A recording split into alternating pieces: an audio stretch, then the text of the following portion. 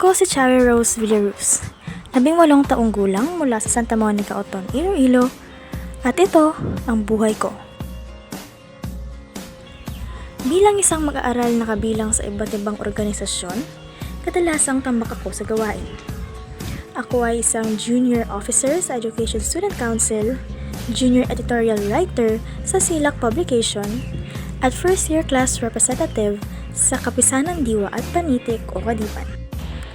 Ngunit, sa kabila ng lahat ay naibabalanse ko pa rin ang aking mga extracurricular activities at ang aking pag-aaral sapagkat kahit papano ay magaganda naman ang performance ko sa parehong aspeto. Mahirap man, ngunit isa ito sa paraan ko upang mas maging aktibo ako sa paaralan at mawala na rin ang aking pagkamahiyain. Kaya, patuloy ko pa rin ginagalingan dahil tiyak ako na sa pagtatapos ng araw ay magagandang resulta ang kalalabasan nito.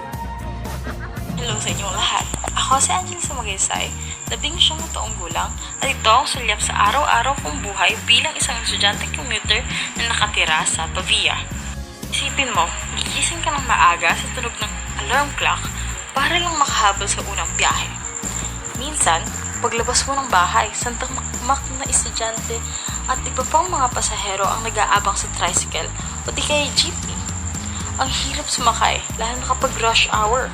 Siksikan, pawisan at kung minsan matagal pa bago may dumaan na bakante. Tinitiis mo na lang kasi kailangan mong pumasok sa klase. Bawat minuto mahalaga at ang traffic o paghihintay ay nakaka-frustrate talaga.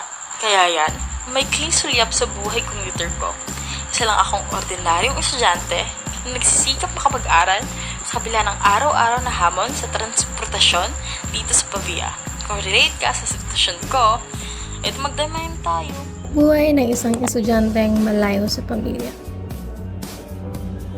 Kung ating mangiisipin, marahil mahirap nga ang mag-isa at maging malayo sa aking pamilya. Ngunit ano ang aking magagawa? Ito ang katotohanan at ito ang aking kapalaran. Ako po si Erica Santos, 19 taong gulang, pangatlo sa magkakapatid at nagmula sa President Rojas, Capiz. Opo, tama inyong pagkakarinig, ako ay nagmula sa Capiz na kung saan malayong malayo sa aking paaralan ng West Visayas State University. Mahirap at hindi madaling manirahan sa lugar na hindi ko inaakala. Mahirap ang mamuhay sa isang bayan aking hindi pa lubusang makikilala.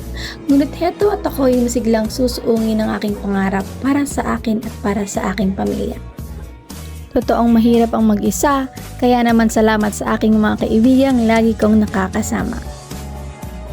Sa ngayon, isang bagay lamang ang importante sa akin, ang makapagtapos at umuwing may gintong medalya para sa aking pamilya. Simbolismo ng aking paghihirap sa paaralang aking pinapangarap.